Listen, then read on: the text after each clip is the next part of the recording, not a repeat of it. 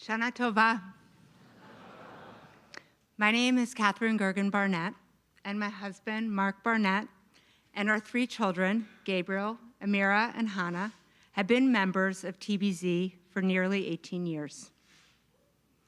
The haunting and exquisite beauty of Kol Nidre is, for me, a powerful invitation.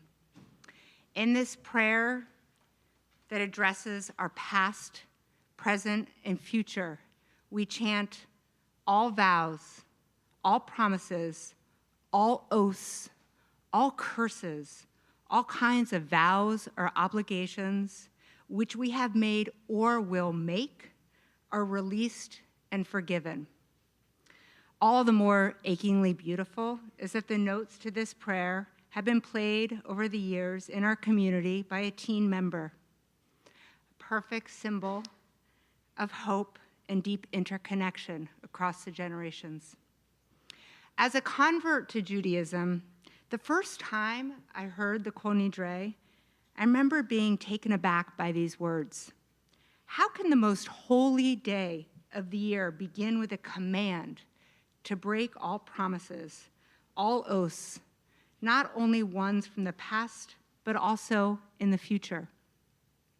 This felt like such a deep contradiction to my sense of truth and justice and righteousness, where one continues to tie themselves ever more tightly to the things that they love and believe in. I'm here tonight to speak about my journey into understanding these powerful words of release and the profound possibilities that lie on the other side.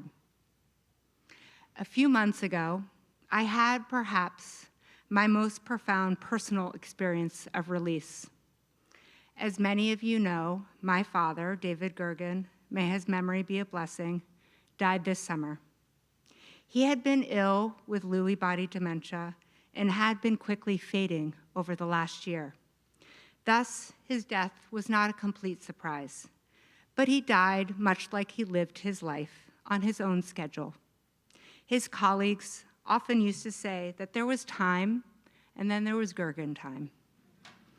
So this past July, thinking that he still had time left to live, Mark and I decided to go ahead with our planned trip to the Spanish Pyrenees. The days were filled with long hikes through the mountains, exploring the complicated and important history of northern Spain, of course trying Spanish wines, and enjoying the beauty of time with one another. On one of the final days of our trips, we had planned a 16-mile day through the heart of the mountain valleys bordering France. It was an exquisite summer day, and Mark and I were hiking quietly with our own thoughts.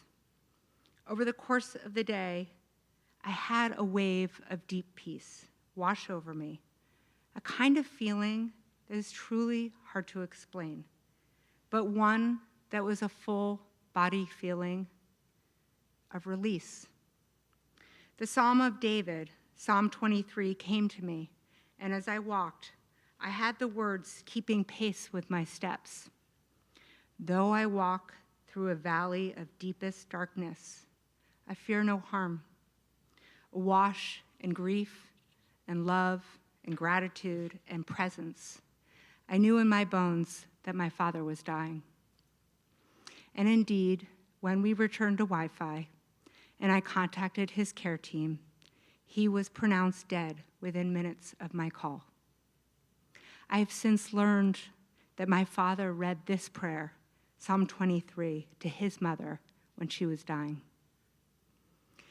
In the weeks since his death, I learned from our beloved teacher and friend and Sattva, Judith Cates, who's also had a profound loss. This year, the death is considered a kind of release from the body. When she shared that with me, I got the chills, a deep resonance. But my father's death was not the first, nor will it be the last powerful experience of release. And while many profound moments of experiencing the ineffable have happened for me in places of wild beauty, there is no physical space where I've experienced this sense of release greater than here at TBZ. Whether it was the naming ceremony of our daughter, Hannah Bina, who will soon become bat mitzvah in January, the bar mitzvah of our son Gabriel, or the bat mitzvah of our daughter Amira. These seemingly simple walls, held in balance by the quilts of Hesed and Gevura, have created a sanctuary that allows for a profound release. A release from worries, rush, stressors, expectations, disappointments, and an invitation to arrive completely, transforming these life cycles into the profound. I remember so clearly sitting right around here in the front row for Gabriel's bar mitzvah, relieved to have made it to that day, but still very much holding on to all the worries and the logistics of getting to that moment. And then having this incredible experience of this lifting of song, so many of your voices coming together in concert from behind us and washing up over me like a large wave, allowing me to completely release into the joy of the moment, into presence. This release into the present moment happens here for me now on a regular basis, whether it's Shabbat morning services, the deep and joyful singing of Shabbat Nariya, the dancing with one another in celebration of life events. This place, this community allows us to release a deep breath, giving away the past into the now. My abiding belief in this community was made even stronger during the dark times, during the many long weeks and months and years of the pandemic, when I felt so threadbare after my days working in the hospital. We would tune into Shabbat services over Zoom. And though you all felt so far away, I would eagerly await the moment when we could bless each other. The moment when we all held out our hands to the individual Zoom cells and created a collective. I often wept in those moments, allowing myself to feel the release from the dark shadow of death and the opening back into life and connection and possibility. So too was the power of the TBZ community when this summer, after the death of my father, we sat Shiva in our home. I was, and continue to be, deeply moved by the number of you who came in those days of grief, bringing food, yourselves, strength in prayer, stories, and the open hearts to receive stories. None of this was my born tradition, but it all felt so deeply right. And again, your presence created, for me, a safety of release, a safety to travel deeply into grief, and then again, under the shores of the living.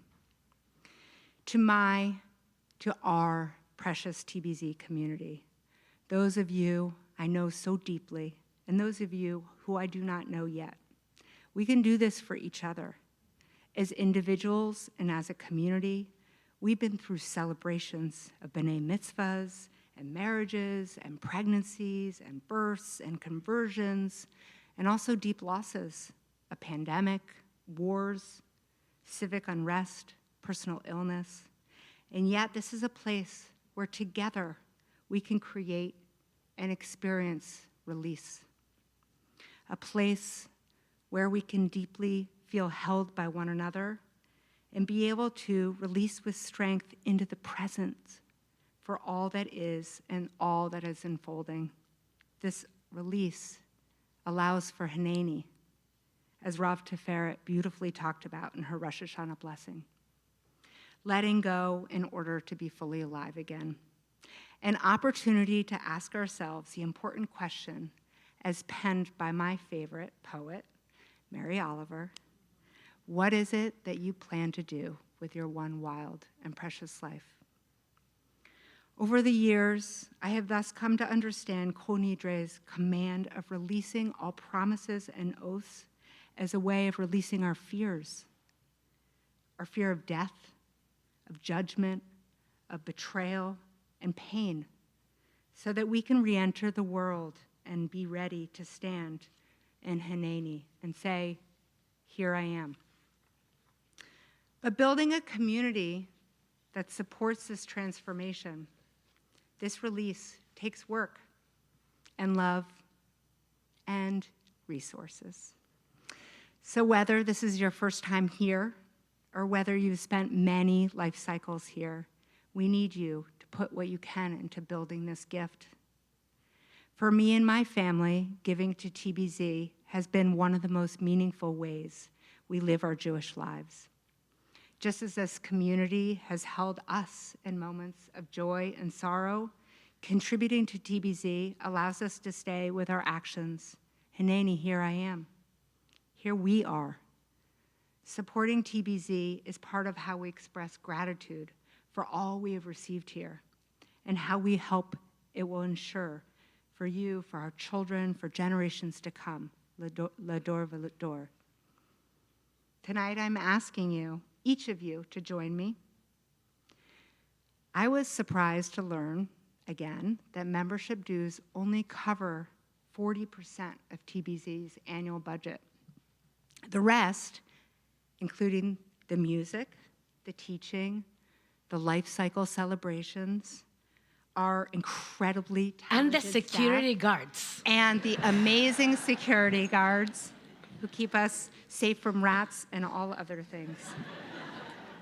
And our amazing rabbis depend on your generosity. TBZ is committed to keeping their doors open to anybody who wants to participate, regardless of financial means. You giving that commitment makes that commitment possible and helps ensure that everybody in this community can experience its joy. For this year's High Holiday Appeal, we're hoping to raise $210,000. I might raise it to $250,000 just to round it up, which is a great number. And whatever you're able to give, whether it's $18 or $1,800 or $18,000, your contribution deeply matters. Every gift helps TBZ keep alive with prayer, song, learning, and connection. Here's how you can give. So I think you all have seen these, and you may have noticed, you may have seen, well, why are there numbers in the middle of my ticket? And why do they have a little punch hole next to them?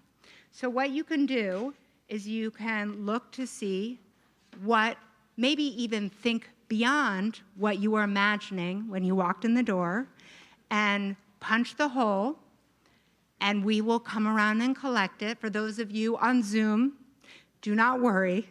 We will send you an email on Friday, and you can also contribute. And we're really just excited to have each of you contribute what you can and continue to create this precious gift that we have together. So thank you for your generosity, for your presence, for helping us build and sustain this remarkable community. Gamar Chatima Tova.